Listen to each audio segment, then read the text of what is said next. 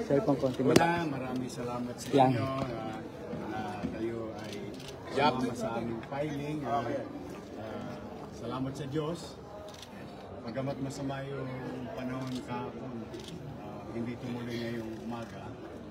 We're very grateful, Chichi and I, to the people of Manila who voluntarily went on their own today.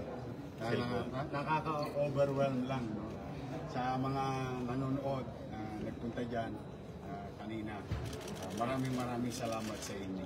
At kaya magkalala, may awaan Diyos. Pagdating ng araw, kapag kami ni Chichi sa pinalad at 10 na kami mga grupo, maglilingkod po kami ng matino, masinop, at mainam. Thank you very much. You may ask. Yes. Mayor, magkakaroon ba ng peace reconciliation after this? Kasi ba, itong kampanya medyo magkakasakitan ng damdami, mga ganon. Sa'yo. Modesty aside. Mayor Era, Mayor Lim, malangit ako ang kaluluwa. Pagkatapos ng eleksyon, sila yung dalawang pinuntahan ko. Pinuntahan ko si dating Mayor Lito Atienza, dating Mayor Lim, yung mga grupo ni Mayor Estrada, and those people who participated in the course of election. Hindi ko sila, wala kayong nakitang pait o paghihiganti. Nag-move on kagad. And another fact is that nung binigyan ako ng pagkakataon ng taong bayan sa lungsod ng Maynila, makikita ninyo din, boy, kayo mga antigo na kayo sa City Hall, makikita ninyo United Colors of Benetton, yung mga department head po. Merong tao ni Lim, tao ni Erap, tao ni Lito, tao ni dating Mayor Mel Lopez, lahat naging halos department head. Because we always wanted, like Chichi and I, we agree on something that we get the best people in their respective field of undertaking para mas mapabuti yung paglilingkod sa bayan. Kaya umasa ka, walang ganon. Ako siyempre, hayaan ko lang ang taong bayan, si Chichi at ako at 10 ng aming grupo, we will let the people decide itong 2025. Hayaan namin ng mga batang Maynila, lalong-lalo na yung mga lolo't lola namin dito sa lungsod, na makapamili ng malaya itong darating na halalan. Meron po kayong supporters sa baba. Ang sinachant po nila is Yorme, Yorme, balik ka na, Hani, Hani, alis ka na. How do you interpret that, sir? That I don't know. I cannot speak on behalf of those who voluntarily went here. Baka yun ang nararamdaman nila. But again, as you all know, I'm just happy. Chichi and I are happy and overwhelmed. Unprecedented yung pagbuhos ng tao. So, if that is a support, we are very grateful. Sa Bukana pa lang, kumbaga sa Talpakan, unang saltada, nagparamdam na ng suporta yung mga batang Maynila. Sir, masaya na kami. what made you decide to come back? May mga projects or programs ba tayo in your first term na gusto niyo pang ipagpatuloy? Well, as What you can see, motivated you? yung taong bayan in the last couple of months, I was worried why taong bayan nagsasabi na bumalik ka na. Then I noticed parang biglang madaming sasakman sa pagka-mayor ng Maynila. Parang lahat, everyone is interested in running for mayorship. Siyempre ako naman, proud ako kay Ate Hana. Proud kami sa kanya dahil tinulungan nila namin, mga nanay at tatay namin. Chichi is a witness of that because kasama ko siyang umiikot. So talagang na-frustrate sila kasi parang araw-araw na lang ba sila mag-aabang sa payout. That's one issue na sinasabi nila sa akin. Two, yung online schedule ng health center, na nahihirapan yung mga tao. Dati naman wala eh. Nung araw naman, kahit hindi pa ako mayor, I have to give credit where it's due. Kahit yung mga past mayors na sinundan ko, Era, Lin, Atienza, Lopez, nung araw, ang health center 1-2. Sawa ang puntahan ang tao. Kumbaga, walk-in anytime. I don't know, for some reason, this department head came up with an idea na kailangan bago ka pumunta sa health center, magpapa-online ka pa. So those are the reasons, two reasons. Three, I think kayo nagbalita nito. Diba lumabas sa mga artikulo na the city of Manila is now the 5th riskiest city in the world with regard to tourism. Then, I think about 4-6 weeks ago, lumabas na naman sa mga artikulo na ang Maynila is number 1 na naman sa crime rate index. So, I think it's high time na kausapin si ate. Kinausap naman namin siya. Ako personal. Harap yung kanyang may bahay na department head ng Manila Health Department. And I respectfully ask Ate Ani. Ako nananawagan yung sa mga bayan. Ayoko naman mag-binibili. Ate, pwede ako ulit. And swiftly, she answered, no, I'm running for re-election. And, you know, siyempre, ayoko naman siya, nakaupo naman siya. Siya yung nakaupo. Karapatan naman din niya yun. So, what I did is, kiss her, said goodbye, and hug Doc Box. Kasi alam mo, ito mahal na mahal ko yung mga yan. Dahil kay Johnny Lacon. Bilang pagtanaw. In my own little way, sa po ng aking pamilya at mga kasamahan sa public service. We really tried to nurture them.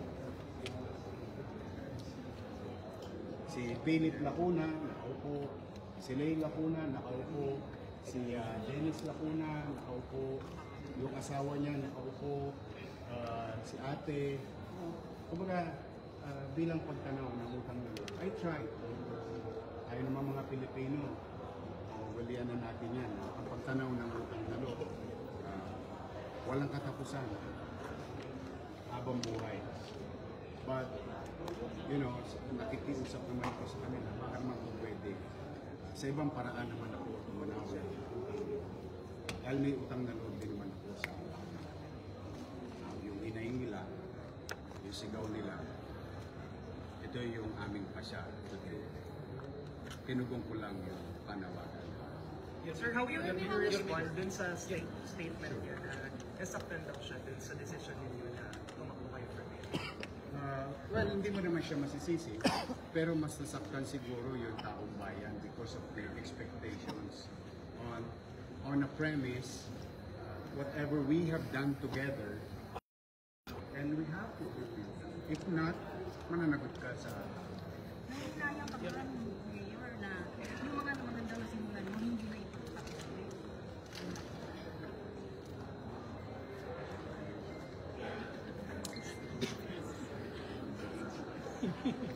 Pagpapatuloy ko na lang po mga Yorme, how would you describe your relationship with na lang yung, hayaan nyo na lang yung ate-ate ko. Let it be. reaction? Hindi niyo pa po kinausap after kasi after niyo narinig yung shit out betrayed statement niya? Hindi naman nila ako tinawagan. Kasi before, they would always call me. They would always call. Last year, they would invite me, ask me, and try to share ideas. But more than a year now,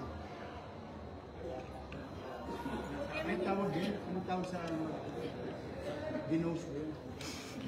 Sinusin kayo. Ayun. Hindi ko alam eh, parang ganun lang. Hindi ko lang alam yun yung tamang termino. But that is literal application. Your short reaction lang. Kayo last August.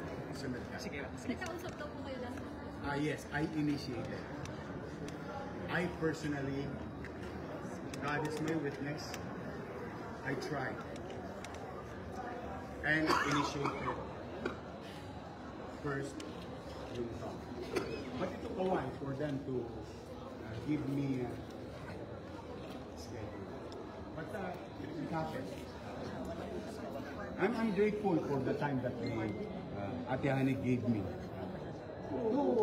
Personally, before anybody else, to say my piece with her and the husband. Doon mo sinabi nung August. Actually, parang ano pa yata tayo, July pa yata tayo, July. Sabi yata yan eh. Sa Manila Hotel. Sa Manila Hotel.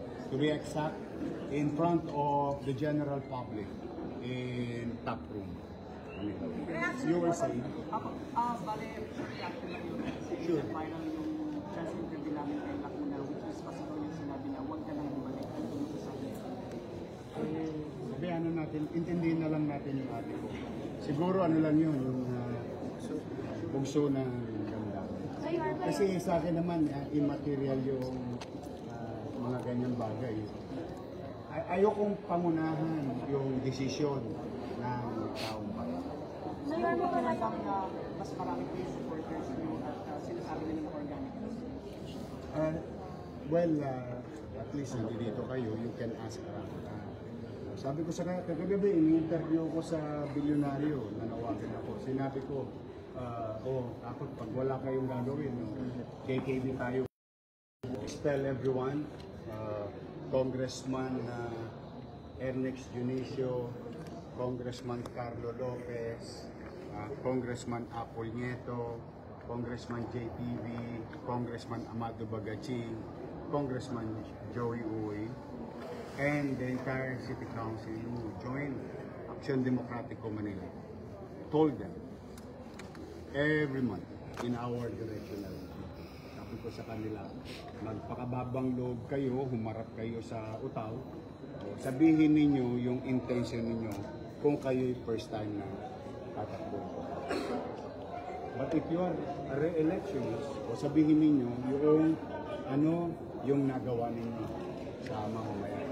So I think to answer to that is with regard to your question and your question, is siguro ang pinakamabisa, magsabi na lang kami ng mga bagay na ginawa namin habang kami ay namumuno o nabigyan natin. Record, yun, tama, record. Sir, Sure. isa po sa mga nabanggit ni Mayor Han, yung 15 billion pesos na ni-loan under the previous administration na nabanggit niya. So, Administrasyon ko, just to yeah, opo. So committed tulungan naman ko na ho. siyang ituro. Kasi sabi po niya it would take another 20 years to pay. Masama daw. Did she say masama? Wala naman po siya nababanggit na masama. Okay. Well, una, ang doon sa Maynila. Now, having said that, happy ako na natulungan tayo ng bangko ng gobyerno, ng DBP at Land Bank. So kung meron man kikita sa interes ng utang, gobyerno rin. Dahil gobyerno naman ang Hypothetical question lang Sure. po. Kung manalo po kayo, ano ang una niyong gagawin? ay ipamimigay ko na yung Pedro Hill Residence, San Lazaro Residence, at saka San Sebastian Residence. Tatlong 20-story yung ating in-city vertical housing program. Pasyal lang po ninyo ngayon. Tapos na ba? Tapos na po. Kayo na po humusga. Our program, and I've been telling Vice Mayor Chichi Atienza, I always believe in MBN. Minimum basic needs. Housing, education, healthcare, and jobs. And these are the things during the pandemic, yung katulad na naitanong mo, Pasek Community, Beyond Dominium 1, Ton Dominium 1, Beyond Dominium 2. These are the things na pinuntahan ng salapi ng tao.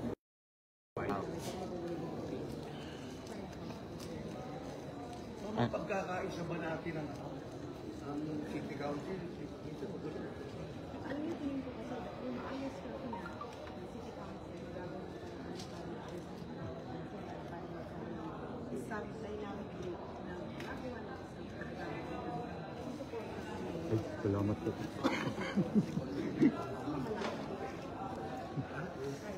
Ay, ma'am, yung sister niyo po si Councilor Miley Atienza, no? She's running under Mayor Hani. Wala naman pong hidwaan or something.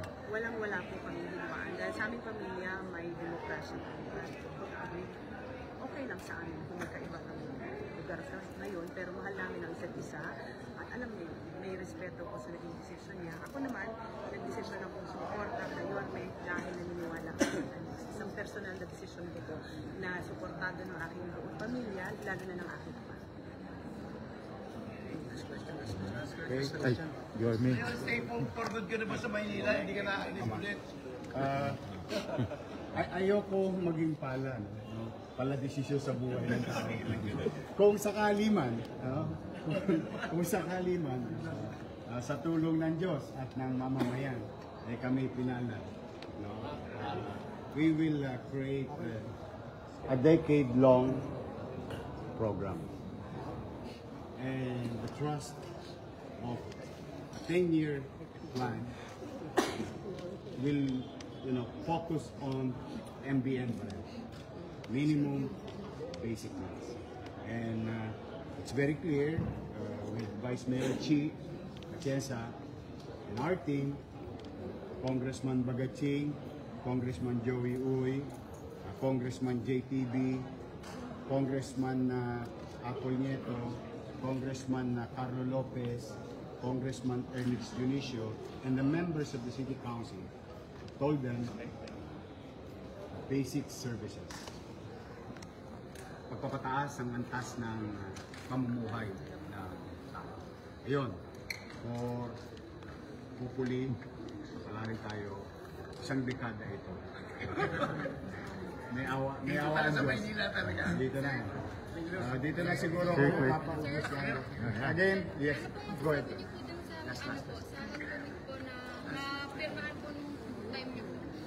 Because that was pandemic and it could have been amended during the time.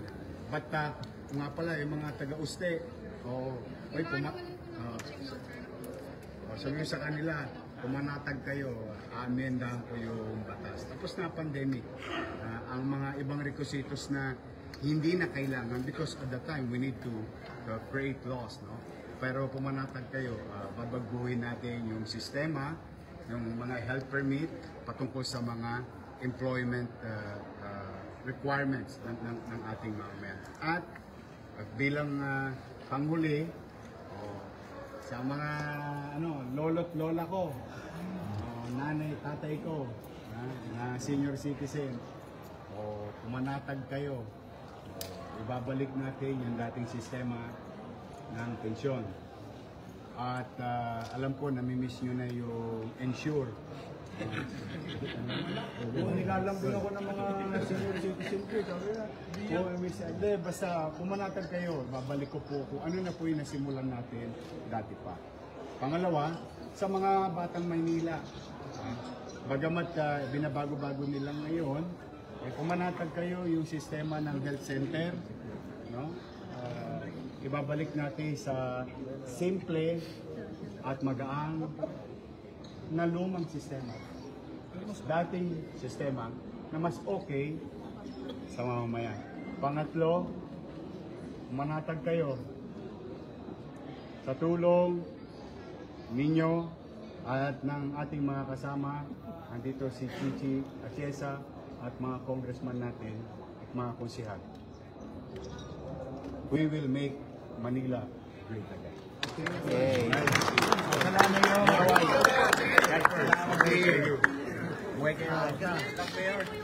Ha? Oo, titira rin yun, sasamahan ko lang. Ano lang,